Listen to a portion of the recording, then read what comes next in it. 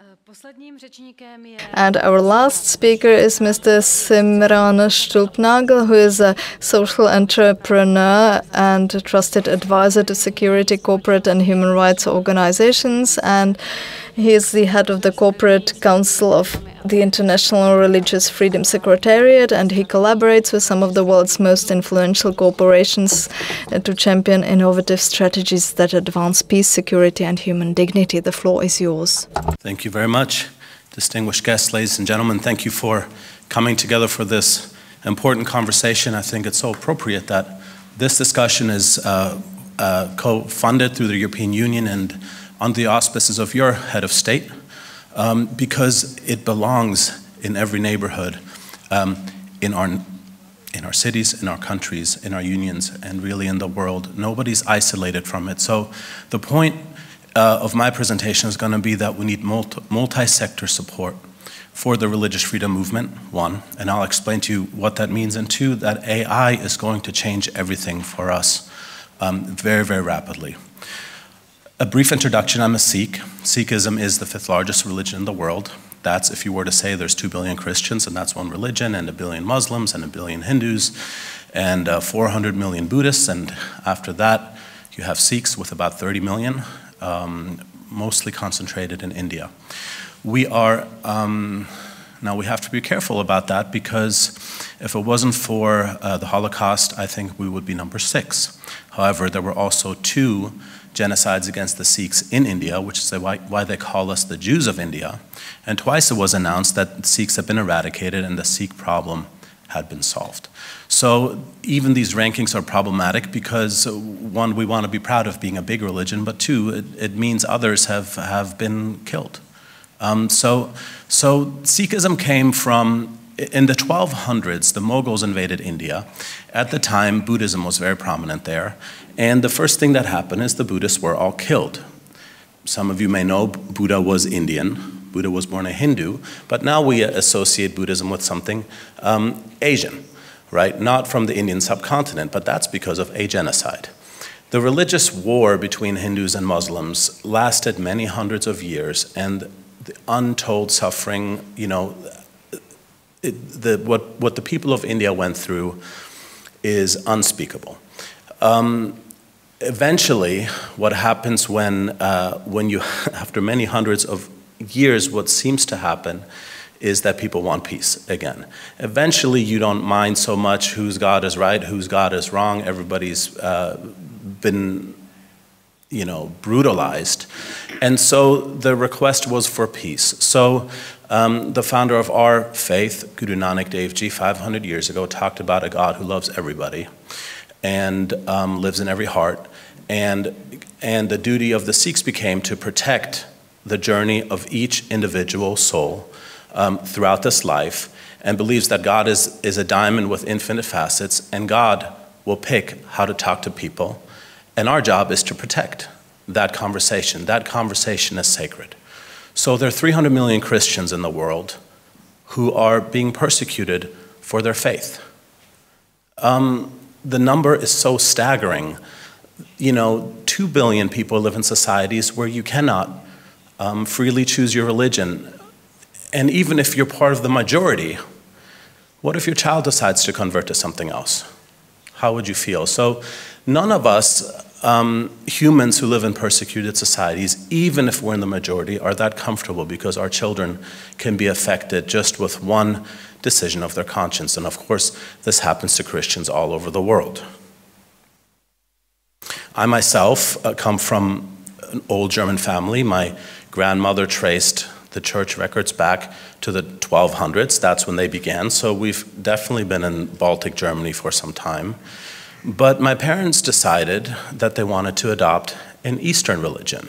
And if you're born into post-Nazi Germany, and the church there, of course, had a complicated relationship with the Nazi regime, then you want to claim your freedom of conscience and you want to pick your own faith. So I grew up in an environment where I was taught that Jesus is love. That's what my grandparents taught me. And if they had arguments with my parents, they never let me feel it. And my parents taught me that God lives in every soul.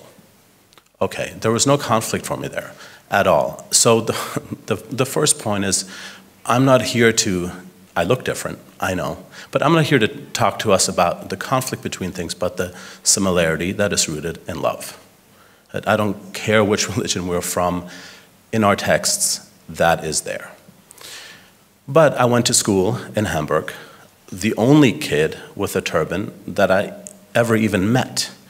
And in 6th grade, I was voted as class president. But until that point, I had been invited to maybe 1 or 2 birthday parties by my friends. So clearly, I had friends, but clearly the parents were not even comfortable with me participating. And I just want to challenge this room a little bit. I do want to challenge you, because when I walked in here looking different, some people looked at me with tremendous love, and some people held their purses tight and wondered, what's that guy doing here? So we want to ask the questions, are things okay in Europe? Are they even okay in this room? I actually moved seats in here because I could tell there were 2 people sitting around me that were so uncomfortable. If we want to protect 300 million persecuted Christians, we have to work together. Taking a position that somebody's bad while we're good doesn't work, because we need to rely on each other to protect the weakest among us. And that's the religious freedom movement. Together for the weakest among us, so God may speak to them. Isn't that what's in our heart? I mean, are we tired of demonizing people, calling ourselves good? The problem with calling ourselves good is we have to call somebody else bad. God is good. And one of my dear friends said, you know, I'm born again, but I didn't find Jesus. Jesus found me.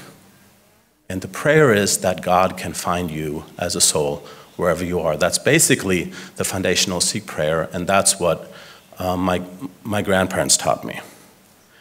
The multi-faith movement relies on this intersectional cooperation.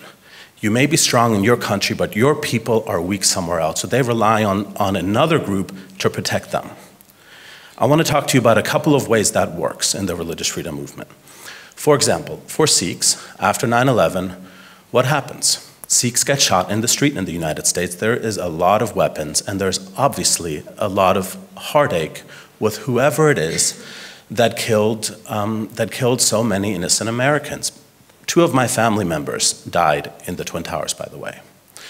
So what happened is Sikhs got shot because most Americans can't really identify the difference between a Taliban and a Sikh. And so human rights organizations would say, don't kill, don't hurt them, they're not Muslim. So how should we respond to that? The response is, don't hurt Muslims either, don't hurt anybody, right? I was on the street in Hamburg, and shortly after, and a young Arab man grabbed me by the shirt and said, are you a Jew?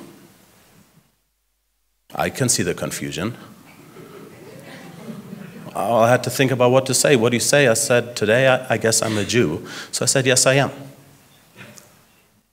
And our friends intervened, and I didn't, you know, there wasn't any violence, but we have to make decisions all the time about who we include and who we exclude from a religious freedom perspective.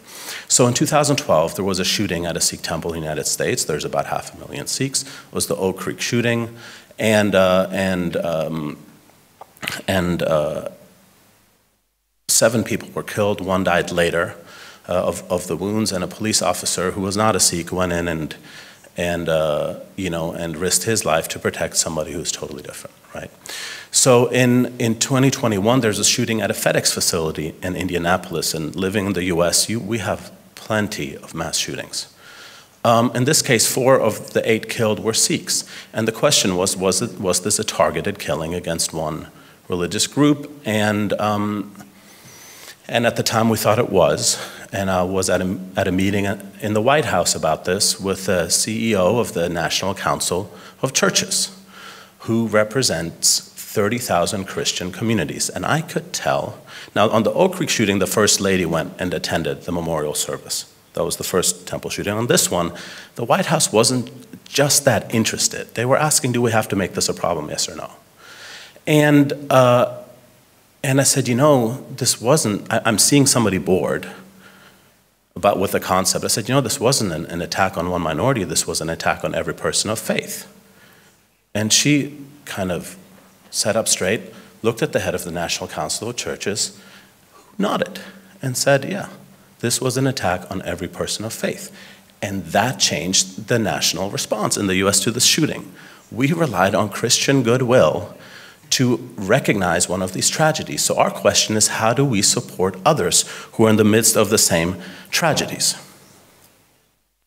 The religious freedom situation around the world is brutal. You heard about the Uyghurs, millions in concentration camps. We don't have to ask ourselves, what would we have done during the Holocaust? Because there's a Holocaust happening there now. Millions, and they're Muslims, obviously. You go down to Myanmar, that's a Buddhist country. They've exiled the Rohingya, we've heard about them. They walk through the jungle, they end up in Bangladesh.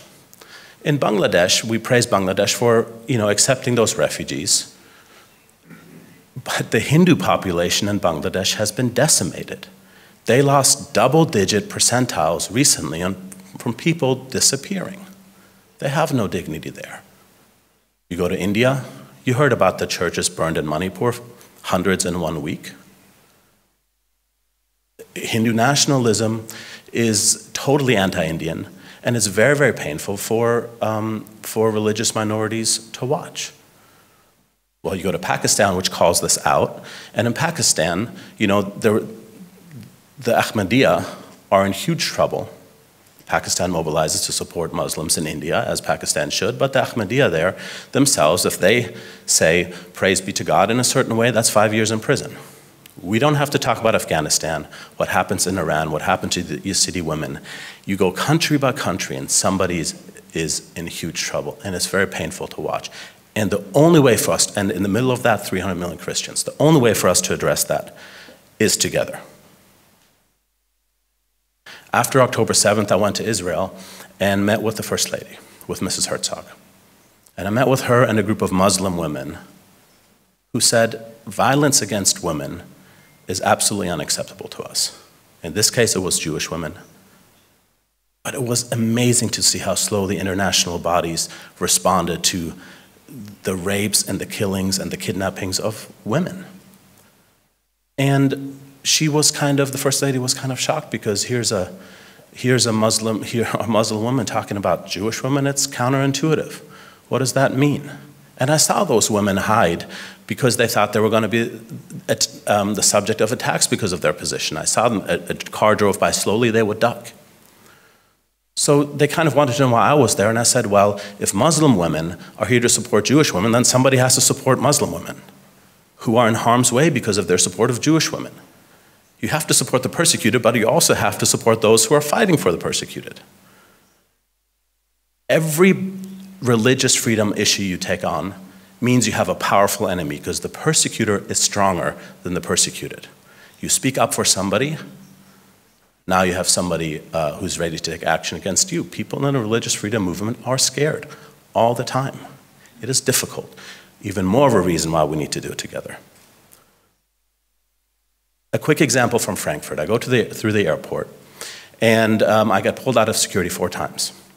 Now, I happen to have worked in a large security company in the US. We protect airports, so I know it's targeted, which is against publicly stated American security policy. We don't profile. So I asked them, what are you doing? Federal police. And they go, how do you dare ask us? I said, what are you doing? Is it the way I look? No, this is totally random. I know it's not random, you're lying. Why are you lying? They go, well, look, the Americans are making us do this. It is profiling, but we don't want to. It's the Americans. I said, Germans, is it really good for you to rely on a higher authority on who to profile or not? And also, I don't think the Americans are telling you that. So I raised this issue in Washington, and hundreds of faith organizations in the US will come to support this profiling at European airports. I put it online. Jews and Muslims have the same experience at these airports. We get pulled out of line, we get interrogated, our children watch, it's embarrassing, other passengers watch and suspect there might be something wrong with us. It just hurts. It's inhumane, it furthers every stereotype there is. So of course the American religious freedom movement wants that to stop. So what does a multi-faith action look like? We all together say, hey, that's not okay. Multi-faith letter, hundreds of signatures, asking the White House to investigate this. Is it true that the Americans are asking to do this? Then it goes to the press. You ask the questions, this will be incredibly embarrassing for airport security. when you get to the root of the issue. Because when we stand together, we can't be ignored. In isolation, we can be ignored, and the best we can do is fight each other. I'm good, you're bad. Together, we can't be ignored, so we have to go to our common denominator, which is love.